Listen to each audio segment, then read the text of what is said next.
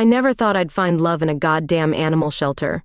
But life has a way of throwing curveballs when you least expect it. There I was, Lauren Mitchell, tattoo artist extraordinaire, spending my Saturday afternoon scooping cat litter and walking mangy mutts. It wasn't exactly glamorous, but it beat sitting at home wallowing in self-pity over my recent breakup with that cheating bastard Mike. "Hey there, little fella," I cooed, scratching behind the ears of a scruffy terrier mix. "Who's gonna give you a forever home, huh?" That's when she walked in, all blonde hair and emerald eyes, looking like she'd stepped out of a freaking Renaissance painting. She wore a modest dress that screamed, "I've taken a vow of chastity," but damn if it didn't hug her curves in all the right places. "Excuse me," she said, her voice soft as silk. "I'm here to adopt a cat for our convent." I nearly choked on my own spit. A nun? Of course, because my love life wasn't complicated enough already. "Sure thing, sister." I trailed off, waiting for her to fill in the blank. "Allison," she supplied, with a smile that could melt glaciers. "Sister Allison Kane." I led her to the cat room, trying not to stare at the way her hips swayed as she walked. We chatted about the various felines up for adoption, and I found myself drawn into her warmth and genuine compassion for these abandoned creatures. As we approached a cage housing a fluffy orange tabby, our hands brushed while reaching to pet him. A jolt of electricity shot through me, and I could have sworn I saw Sister Allison's cheeks flush. "This one seems perfect," she murmured, quickly withdrawing her hand. I cleared my throat, trying to shake off the unexpected spark. "Yeah, he's a sweetie. Been here a while, actually. Most people overlook him 'cause he's missing an eye." Sister Allison's face softened. "Poor dear. Well, I believe everyone deserves a second chance at happiness, don't you?" Our eyes met, and for a moment I felt like she could see right through me, past the tattoos, the tough exterior, straight to the part of me that was still hurting and vulnerable. "Yeah," I managed to croak out. "I do." As I helped her with the adoption paperwork, I couldn't help but notice the designer watch peeking out from beneath her sleeve. It seemed at odds with her humble attire, and I found myself wondering about the woman beneath the habit. "So, what made you decide to become a nun?" I blurted out, immediately wanting to kick myself for being so nosy. She hesitated, a shadow crossing her face. "It's complicated. Let's just say I was searching for meaning in a world that often feels chaotic and cruel." I nodded, sensing there was more to her story than she was letting on. "Well, I'm sure this little guy will bring some joy to your convent," I said, handing over the cat carrier. As she turned to leave, Sister Allison paused. "You know, we could always use more volunteers at the shelter. Perhaps I'll see you again." My heart did a little flip. "Yeah, maybe you will." I watched her walk away, my mind reeling. A tattooed bisexual and a nun, it sounded like the setup to a bad joke. But as I turned back to my volunteer duties, I couldn't shake the feeling that my life was about to get a whole lot more interesting. Little did I know, Sister Allison Kane was more than just a pretty face and a habit. She was a ticking time bomb of secrets and desires, and I was about to get caught in the explosion. The next few weeks were a goddamn roller coaster.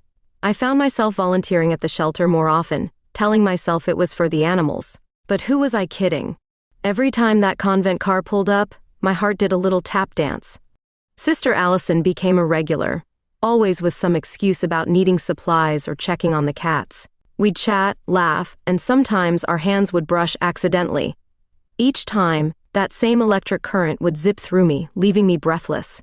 One afternoon, as we were sorting through donations, I decided to bite the bullet. "So sister, what's your story? You don't seem like the typical nun." She hesitated, then sighed. "I suppose there's no harm in telling you.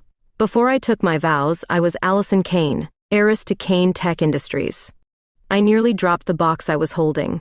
Kane Tech was a household name, known for their cutting-edge gadgets and, if the rumors were true, some shady business practices. "Holy shit," I blurted out, then immediately clapped a hand over my mouth.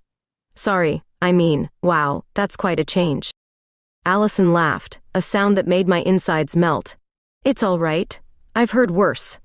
Her face grew serious. "I left that life behind. I wanted to make a difference, to find purpose beyond wealth and status."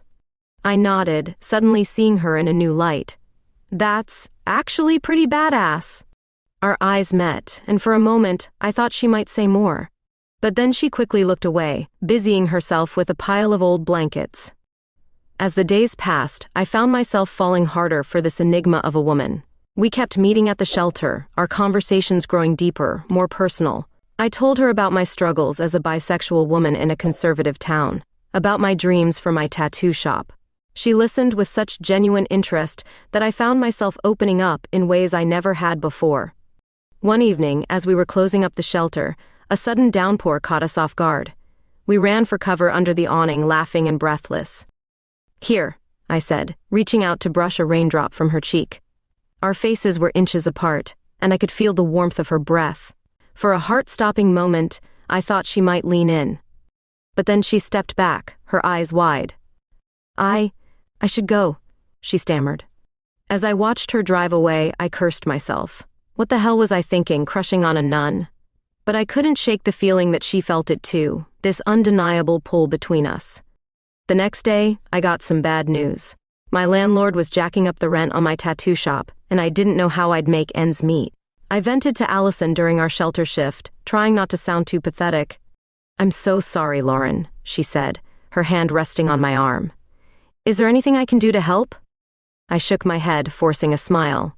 "Unless you've got a spare fortune lying around, I'll figure it out." A strange look crossed her face, but before I could question it, she changed the subject. A week later, my landlord called. Apparently, an anonymous benefactor had paid a year's worth of rent in advance. I had my suspicions, but when I confronted Allison, she played dumb.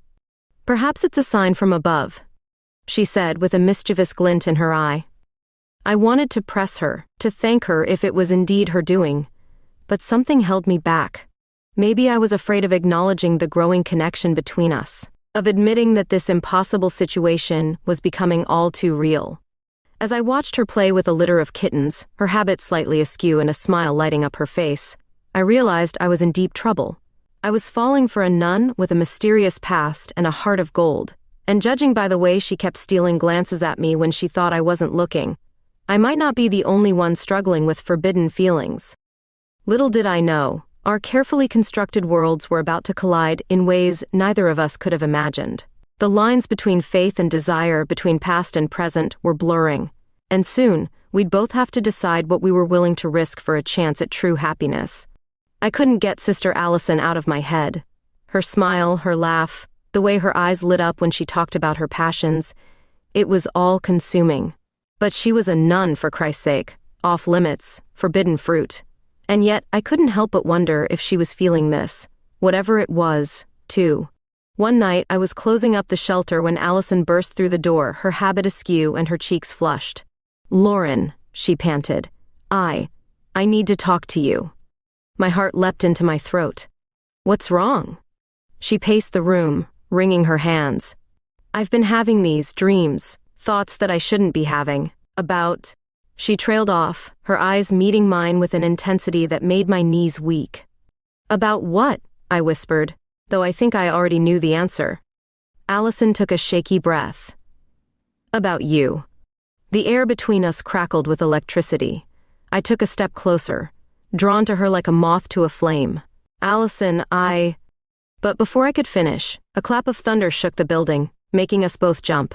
The moment shattered, Allison retreated, mumbling something about needing to get back to the convent. As she rushed out into the rain, I was left standing there, my heart pounding and my mind reeling. She was having dreams about me, forbidden thoughts, the same kind that had been keeping me up at night. The next few days were torture. Allison didn't come to the shelter, and I was too chicken to go to the convent. I threw myself into my work at the tattoo shop, trying to distract myself from the ache in my chest. It was a slow Tuesday afternoon when the bell above the door chimed.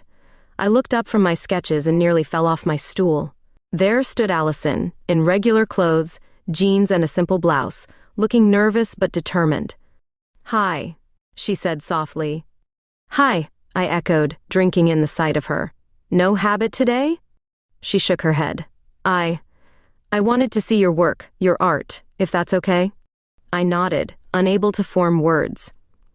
As I showed her around the shop, explaining different styles and techniques, I could feel her eyes on me, studying me with an intensity that made my skin tingle. "You're incredibly talented," she murmured, her fingers tracing the edge of one of my flash sheets. "Thanks," I managed to croak out. So, thinking of getting inked? Allison laughed, a sound that sent shivers down my spine. I don't think the Mother Superior would approve, but I've always been fascinated by the idea, the permanence of it, the stories people choose to wear on their skin. Our eyes met, and for a moment I thought she might ask me to tattoo her right then and there. But then her phone buzzed, breaking the spell. Her face fell as she read the message. I have to go. There's a situation at home. Is everything okay? I asked, concern coloring my voice. Allison hesitated. It's complicated. My family, teeth. She trailed off, looking conflicted. I reached out, gently squeezing her arm. Hey, you can talk to me. If you want to, that is. She gave me a sad smile. Thank you, Lauren. Maybe another time. As she turned to leave, I called out, Allison? She paused at the door. You look good in jeans? A blush crept up her neck, and with one last shy smile, she was gone. The next morning, I woke up to my phone blowing up with notifications. Confused, I scrolled through headline after headline. Kane Tech CEO's daughter, from heiress to holy orders. Sister scandal, Allison Kane's secret double life. Leaked photos show nun cozying up to local tattoo artist. My stomach dropped as I saw a grainy photo of Allison and me at the shelter, our heads bent close together, looking far too intimate for a nun and a volunteer. Before I could process what was happening, my phone rang. It was Allison, her voice trembling. Lauren, I need help. Can I come to you? Without hesitation, I said, Of course, I'm here. An hour later, a tear-stained Allison was sitting on my couch, explaining how a rival tech company had dug up dirt on her family, exposing not only her true identity, but also some of Kane Tech's less-than-ethical business practices. I left that world for a reason, she sniffled. I thought I'd found peace, purpose. But now... I handed her a tissue, our fingers brushing. Now what? Allison looked up at me, her green eyes swimming with unshed tears. Now I don't know who I am anymore, Sister Allison or Allison Kane. I feel lost. In that moment, all I wanted was to wrap her in my arms and tell her everything would be okay. Instead, I took her hand, giving it a gentle squeeze. You're you, I said softly.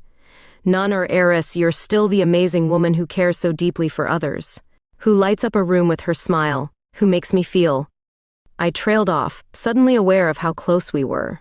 Allison's eyes dropped to my lips, then back up to meet my gaze. The air around us seemed to thicken, charged with unspoken desire. Lauren, she whispered, leaning in. And then, finally, our lips met. It was soft at first, hesitant, but quickly deepened into something hungry, desperate. Years of repressed longing poured into that kiss, leaving us both breathless when we finally pulled apart. Allison touched her lips, looking dazed. I shouldn't have done that. Do you regret it? I asked, my heart in my throat. She shook her head slowly. No, God help me, but I don't. As we sat there, fingers intertwined, I knew our lives had just changed irrevocably. The question was, where did we go from here? And more importantly, were we ready for the storm that was surely coming our way? The aftermath of our kiss was like the calm before a storm. Allison stayed at my place that night, sleeping on the couch while I tossed and turned in my bed, replaying the feel of her lips against mine. When morning came, we both pretended nothing had happened, focusing instead on damage control for the media shitstorm brewing outside. I need to go back, Allison said, her voice heavy with resignation. I have to face this. I wanted to beg her to stay, to forget about the convent and her family and just be with me. But I knew that wasn't fair. So instead, I nodded and said, I'm here if you need me. Always. She left with a sad smile and a lingering touch on my arm that sent shivers down my spine. The next few days were hell. My shop was swarmed with reporters and gawkers, all hoping to catch a glimpse of the tattooed temptress who'd seduced a nun. I kept my mouth shut and my head down, but inside I was screaming. It was a week before I heard from Allison again. She called late one night, her voice a whisper. Can you meet me? At the shelter? I didn't hesitate. I'll be there in 10. The shelter was dark and quiet when I arrived. Allison was waiting in the cat room, illuminated only by the dim emergency lights. She looked smaller somehow, more vulnerable. "Hey," I said softly, approaching her like I would a spooked animal. She turned to me, her eyes red-rimmed but determined. "I've been thinking, Lauren, about us, about everything." My heart pounded so hard I was sure she could hear it. And I can't deny these feelings anymore," she said, taking a step closer. "I've spent my whole life trying to be what others wanted me to be, the perfect daughter, the devoted nun. But when I'm with you, I feel free." I couldn't breathe, couldn't think. All I could do was stare at this beautiful, complicated woman who turned my world upside down. "Allison," I whispered, reaching out to cup her cheek. This time when we kissed, it wasn't desperate or hurried. It was slow, deep, like we were trying to memorize every sensation. When we finally broke apart, we were both trembling. "What happens now?" I asked, afraid to hope but unable to stop myself. Allison took a shaky breath. "I don't know. I just know I can't go back to pretending. Not anymore." We spent the rest of the night talking, planning, dreaming. As the sun began to rise, casting a soft glow through the shelter windows, I felt something I hadn't felt in a long time: hope. But reality has a way of crashing in when you least expect it. As we were leaving the shelter hand in hand, we were ambushed by a group of reporters. "Sister Allison, is it true you've left the convent?" "Lauren Mitchell, how long have you two been involved?" "Miss Kane, what do you have to say about the allegations against your family's company?" The questions came rapid fire, camera flashes blinding us. Allison froze, her hand tightening in mine. I could see the panic rising in her eyes. "No comment," I growled, trying to push our way through the crowd. But then one voice rose above the rest. "Sister Allison, the Mother Superior says you're facing excommunication. How do you respond?" Allison stopped dead in her tracks. "What?" she whispered, the color draining from her face. I managed to get us to my car, shielding Allison from the cameras as best I could. As we drove away, she sat in stunned silence, staring out the window. "Hey," I said softly, reaching for her hand. "We'll figure this out, okay?" She nodded, but I could see the doubt creeping into her eyes. The next few weeks were a whirlwind. Allison moved in with me temporarily, while she tried to sort things out with the church and her family. My tattoo shop, meanwhile, was suddenly busier than ever. Turns out, a little scandal was good for business. "Maybe I should thank you for the free publicity," I joked one night as we cuddled on the couch, watching some mindless reality show. Allison laughed, but it didn't quite reach her eyes. I could tell she was still struggling, torn between her faith and her feelings for me. "You know," I said carefully, "if this is too much, if you want to go back—" "No," she cut me off, her voice firm. "I don't want to go back. I need time to figure out who I am without the habit, without my family's expectations." I nodded, pulling her closer. "Take all the time you need. I'm not going anywhere." And I meant it. But as the days turned into weeks, I could feel Allison withdrawing. She'd spend hours on the phone with her family's lawyers, or locked in my spare room meditating. I tried to give her space, but it was killing me to see her struggling. Then came the night that changed everything. I was closing up the shop when Allison burst in, her eyes wild and her cheeks flushed. "I did it," she said breathlessly. "Did what?" She held out her arm, and there, just below her wrist, was a small, freshly inked tattoo. A simple cross with a heart intertwined. "Allison," I gasped, "you didn't." She smiled, and for the first time in weeks it reached her eyes. "I did. It's a reminder of where I've been, and where I'm going. With you, if you'll have me." I pulled her into my arms, overwhelmed by the gesture and what it meant. As we kissed, deep and passionate, I felt the last of the walls between us crumbling. That night, as we lay tangled in my sheets, our bodies still humming from our lovemaking, Allison traced the tattoos on my skin. "Tell me the stories," she whispered. "I want to know everything about you." So I did. I told her about each piece of art on my body, about the pain and joy and memories etched into my skin. And as the night wore on, I realized that Allison wasn't just learning my stories, she was becoming a part of them. But even as we basked in our newfound intimacy, I couldn't shake the feeling that our troubles were far from over. Allison's family, the church, the media, they were all still out there waiting, and sooner or later we'd have to face them. For now, though, I was content to hold her close and pretend that the world outside didn't exist. Because in that moment, with Allison in my arms, I felt like I could face anything. The honeymoon phase of our relationship was short-lived. Reality came crashing down on us like a ton of bricks, and suddenly, Allison and I found ourselves in the eye of a storm we weren't prepared for. It started with the hate mail. At first, it was just a trickle, a few nasty letters mixed in with my usual bills. But soon, it became a flood. My inbox was filled with messages calling me a soul-stealing harlot and worse. Some of my more conservative clients canceled their appointments, citing moral objections. Allison had it even worse. The church was relentless in their attempts to bring her back to the fold. They sent emissaries, made threatening phone calls, and even staged a prayer vigil outside my shop one day. "We're just concerned for your eternal soul, Sister Allison," one particularly persistent nun said, cornering us as we tried to sneak out the back. I could feel Allison tense beside me. "I appreciate your concern, Sister Mary Catherine, but my soul is just fine." As we walked away, I squeezed her hand. "You okay?" She nodded, but I could see the conflict in her eyes. That night, I woke to find her side of the bed empty. I found her in the living room, kneeling in prayer, tears streaming down her face. "I don't know if I can do this, Lauren," she whispered when she saw me. "I feel like I'm being torn in two." I knelt beside her, wrapping my arms around her shaking form. "Whatever you decide, I'm here, even if you need to go back." The words tasted like ash in my mouth, but I meant them. I loved her enough to let her go if that's what she needed. Allison turned to me, her green eyes shimmering with tears. "I don't want to go back. I want you. I need to find a way to reconcile my faith with my heart."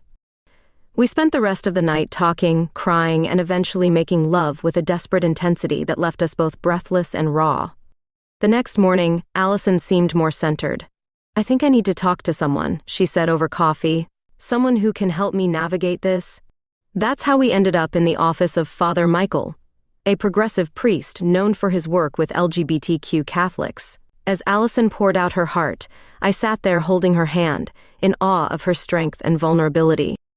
"My dear," Father Michael said when she finished, "God's love is not confined to the walls of a convent or the rules of men. If your love for Lauren brings you closer to understanding divine love, then how can that be wrong?" I saw something shift in Allison's eyes, a weight lifting, a light returning. She squeezed my hand, and I knew in that moment that we'd be okay. But just as things were looking up, the other shoe dropped.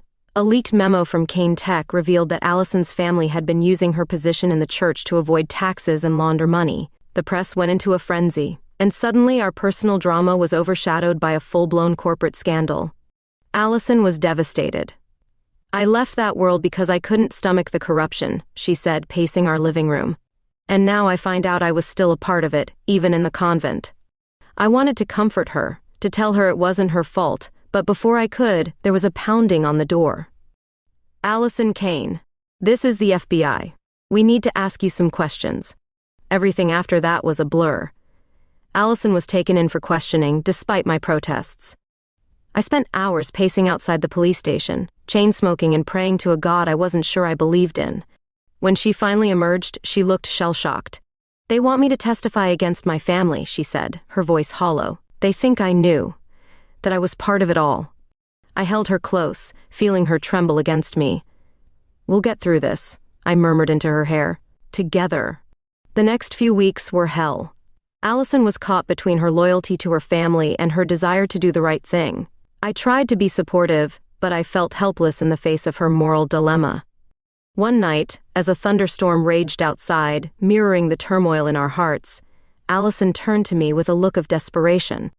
"Make me forget," she whispered, her hands already working at the buttons of my shirt. "Just for tonight, make it all go away." I hesitated for a moment, worry creasing my brow. "Are you sure?" In response, she kissed me with a passion that left no room for doubt. We came together in a tangle of limbs and emotions, our bodies speaking the words our hearts couldn't express.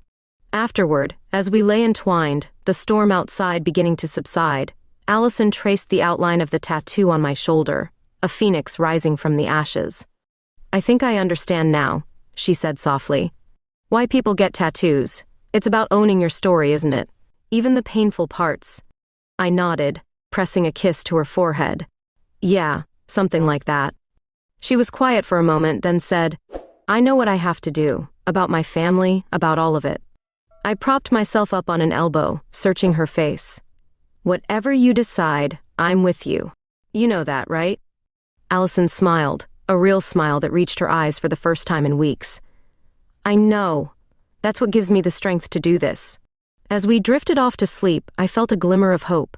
Whatever challenges lay ahead, we'd face them together. Allison was finding her way, forging a new path between faith and love, and I was honored to walk beside her.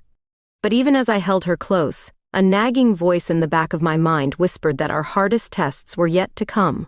The world wasn't done with us yet, not by a long shot, and I couldn't shake the feeling that our love would soon be put to the ultimate test. The day Allison testified against her family was the day our world exploded. I sat in the back of the courtroom, watching as she took the stand, her voice steady even as her hands trembled. She laid it all out, the tax evasion, the money laundering, the way her parents had manipulated her position in the church for their gain. And you had no knowledge of these activities, the prosecutor asked. Allison took a deep breath. I suspected, but I chose to believe the best of my family. It wasn't until I left the convent that I realized the full extent of their deception. I could see the pain in her eyes, the cost of this betrayal etched into every line of her face. When it was over, I tried to reach her, but she was whisked away by her lawyers. All I could do was watch as the media descended, hungry for the next salacious headline. Nun turns on family. Cain heiress testifies in shocking trial. From habit to snitch, Sister Allison's fall from grace. Tattoo artist lover stands by as ex-nun airs family's dirty laundry. The headlines were relentless, each one more sensational than the last. My shop became ground zero for every reporter and paparazzo in the city. I couldn't even walk to the corner store without being bombarded with questions. Lauren, how does it feel to be the woman who corrupted a nun? Any comment on the Cain family statement calling your relationship a sinful abomination? I kept my mouth shut and my head down, but inside I was seething. They didn't know Allison, didn't understand the strength it took for her to do what she did. And they sure as hell didn't understand our love. It was 3 days before I finally saw Allison again. She showed up at my door in the middle of the night, looking exhausted and defeated. Can I come in? She asked, her voice barely above a whisper. I pulled her into my arms without a word, feeling her body shake with silent sobs. We stood there in the doorway, holding each other as if our lives depended on it. In a way, they did. When she finally pulled back, her eyes were red but determined. I did it, Lauren. I told the truth. But God, the cost. I led her to the couch, grabbing a bottle of whiskey on the way. We didn't usually drink much, but tonight felt like an exception. My family's lawyers are already talking about countersuits, Allison said, taking a long swig. They're saying I was complicit, that I only turned on them to save my own skin. I felt a surge of anger. That's bullshit, and they know it. She gave me a sad smile. Maybe, but it doesn't matter. In the eyes of the world, I'm either a liar or a traitor. There's no winning here. I took her hand, running my thumb over the small cross tattoo on her wrist. You did the right thing, Allison. That's what matters. She nodded, but I could see the doubt in her eyes. We spent the rest of the night talking, drinking, and eventually falling into a fitful sleep on the couch. The next morning, I woke to find Allison gone, and a note on the coffee table. Needed some air, don't worry. I'll be back. I tried not to panic, but as the hours ticked by with no word from her, I felt my anxiety rising. I was just about to call the police when my phone buzzed with a text. Meet me at the shelter, please. I've never driven so fast in my life. When I got there, I found Allison in the cat room, surrounded by purring felines. Hey, I said softly, not wanting to startle her. She looked up, her eyes red but clear. Hey, sorry for disappearing like that. I needed to remember why I made the choices I did. I sat down beside her, letting a small tabby climb into my lap. And did you remember, I mean? Allison nodded, reaching out to scratch behind the cat's ears. I did. It was never about the money or the status. It was about doing what's right, about helping those who can't help themselves. She gestured to the cats around us. Like these little guys. I felt a wave of relief wash over me. This was the Allison I fell in love with, compassionate, strong, and unwaveringly true to her beliefs. "So what now?" I asked. She took a deep breath. Now I face the consequences. The church is pushing for my excommunication. My family's threatening to cut me off completely. But I can't go back to living a lie, Lauren. I won't." I pulled her close, feeling her heartbeat against my chest. "Whatever happens, we'll face it together. You're not alone in this." She pulled back slightly, her green eyes searching mine. "Are you sure? This isn't what you signed up for. I wouldn't blame you if—" I cut her off with a kiss, pouring all my love and support into it. When we finally broke apart, we were both breathless. "I'm all in, Allison," I said firmly. "Come hell or high water." For the first time in days, I saw a genuine smile light up her face. It was like the sun breaking through storm clouds. We spent the rest of the day at the shelter, finding comfort in the simple act of caring for the animals. As we were leaving, hand in hand, we were met by a wall of reporters and flashing cameras. But this time, instead of shrinking away, Allison stood tall. "I have a statement to make," she said, her voice clear and strong. The crowd fell silent, cameras rolling. "I am no longer Sister Allison, nor am I Allison Kane, heiress. I am simply Allison, a woman who has found love and purpose outside the confines of wealth and religious orders. I stand by my testimony and my choices, and I stand by the woman I love." With that, she pulled me in for a kiss that left no doubt about our relationship. The cameras went wild, but I barely noticed. In that moment, it was just us, two women against the world, but stronger together than we ever were apart. As we drove home, I couldn't help but feel a mix of pride and fear. Allison had taken a stand, but the fallout was far from over. The church, her family, the media, they weren't going to let this go easily. But looking at Allison, her profile illuminated by the setting sun, I knew we'd weather whatever storm came our way. Because love, real love, is worth fighting for. And damn if we weren't ready for a fight. The shit really hit the fan after Allison's public declaration. It was like we'd kicked a hornet's nest, and now we were dealing with the swarm. The church didn't waste any time. 2 days after Allison's statement, we received a letter informing her of her official excommunication. I found her sitting on the bathroom floor, the letter crumpled in her fist, silent tears streaming down her face. "Hey," I said softly, sliding down next to her. "Talk to me." She shook her head, her voice barely a whisper. I knew it was coming, but God, Lauren, it hurts. It's like they're telling me I can't be both gay and close to God. I wrapped my arms around her, wishing I could shield her from this pain. "You know that's not true, right? Your relationship with God is yours alone. No one can take that from you." Allison nodded against my shoulder, but I could feel the tension in her body. This was a wound that wouldn't heal overnight. As if the excommunication wasn't enough, Allison's family made good on their threats. They cut her off completely. No money, no support, not even acknowledgement of her existence. It was like she'd been erased from the Kane family history. "Guess I better start looking for a job," Allison joked weakly one morning over coffee. But I could see the fear in her eyes. She'd never had to worry about money before, and now... Well, now she was in the same boat as the rest of us working stiffs. I reached across the table, taking her hand. "Hey, we'll figure it out. Maybe you could help out at the shop? Or we could see if the shelter needs paid staff." She smiled, but it didn't reach her eyes. "Maybe. I feel so lost, Lauren, like I don't know who I am anymore. I wish I could say I had all the answers, that I knew exactly how to help her. But the truth is, I was scared shitless too. I loved Allison with every fiber of my being, but love doesn't pay the bills or heal deep-seated trauma. We muddled through as best we could. Allison started volunteering more at the shelter, finding solace in the unconditional love of the animals. I threw myself into my work, taking on extra clients to help cover our expenses. But the strain was starting to show. We bickered over little things, dirty dishes, unpaid bills, the constant media attention.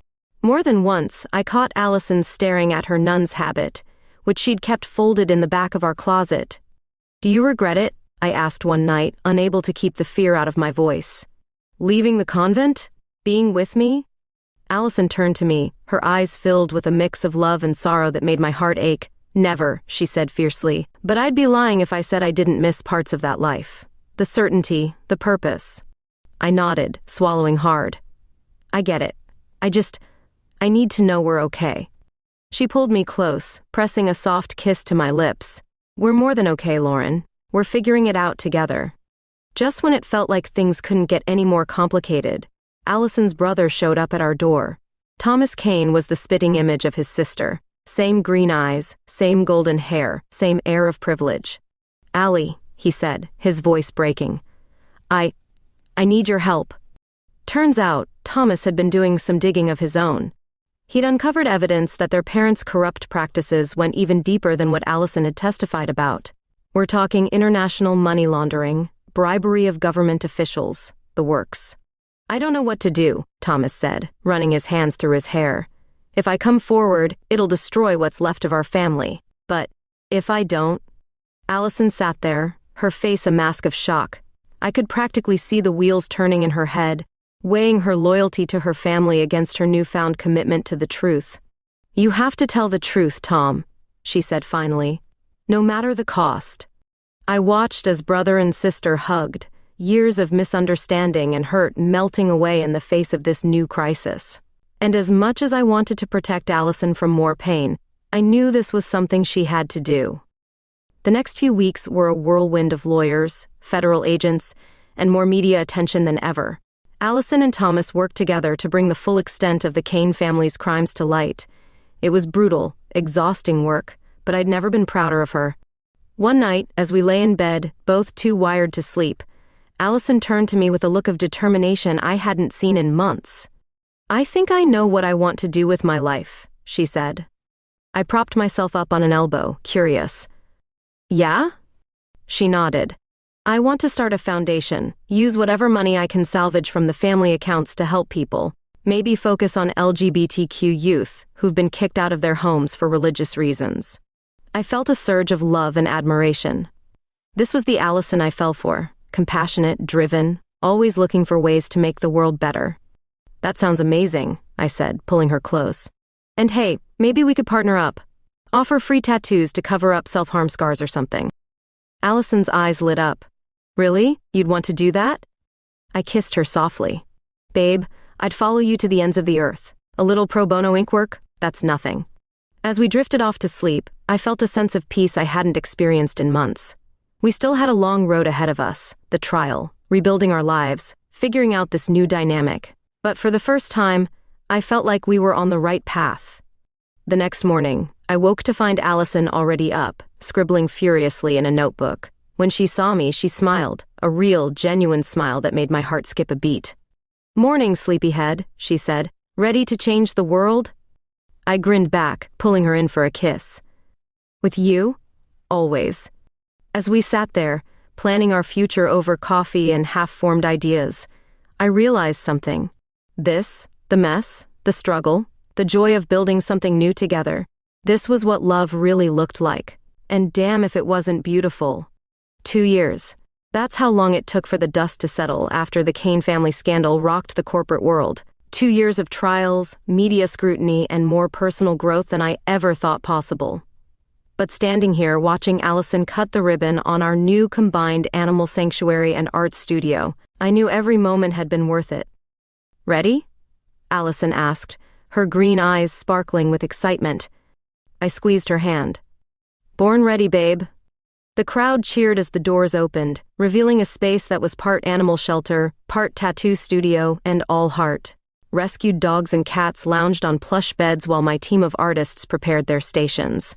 The walls were covered in a mix of animal-themed art and before and after photos of tattoos we'd done to cover scars, both physical and emotional. As we made our rounds, greeting volunteers and potential adopters, I couldn't help but marvel at how far we'd come.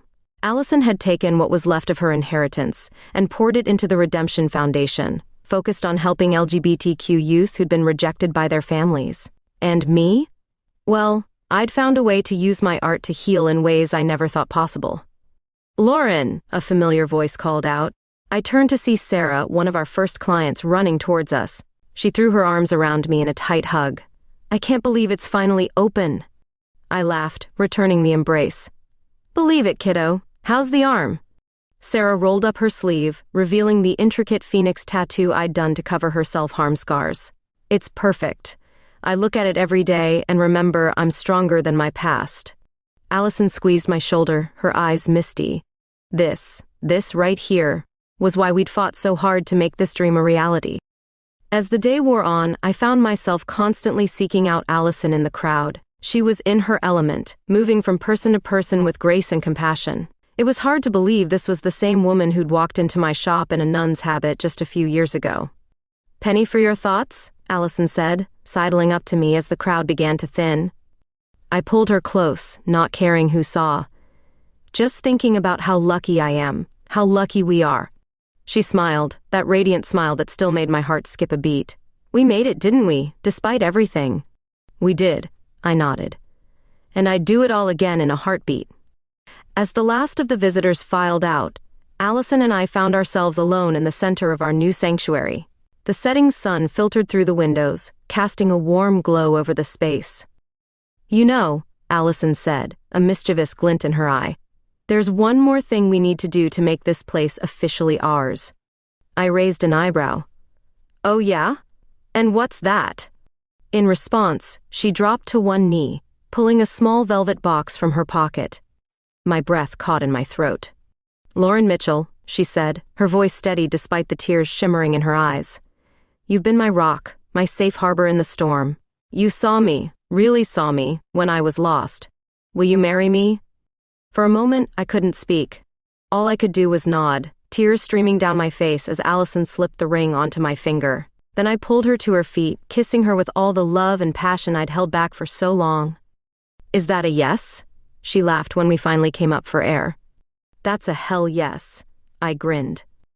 We spent the rest of the evening planning our future, a small ceremony at the sanctuary, surrounded by the animals and people we'd helped. As we locked up for the night, I paused at the door, taking one last look at the space we'd created. "You coming?" Allison called from outside. I nodded, joining her in the cool evening air. As we walked hand in hand towards our apartment, I felt a sense of peace I never thought possible. The road hadn't been easy. We'd faced excommunication, family betrayal, and more media scrutiny than anyone should have to endure. But we'd also found a strength in each other that could weather any storm. "Hey," I said, stopping Allison under a streetlight. "I love you, you know that, right?" She smiled, pressing a soft kiss to my lips. "I love you too, always and forever." As we continued our walk home, I couldn't help but think about the journey that had brought us here. From a chance encounter at an animal shelter to building a life and a purpose together, it was more than I ever could have dreamed. The next morning, I woke early, slipping out of bed without waking Allison. I made my way to the small desk in our living room, pulling out a fresh sheet of paper. At the top, I wrote, "Sacred Ink, a love story." It was time to tell our story, all of it. The pain, the joy, the struggle, and the triumph. Because if our journey had taught me anything, it was that love, in all its messy, complicated glory, was the most powerful force in the universe.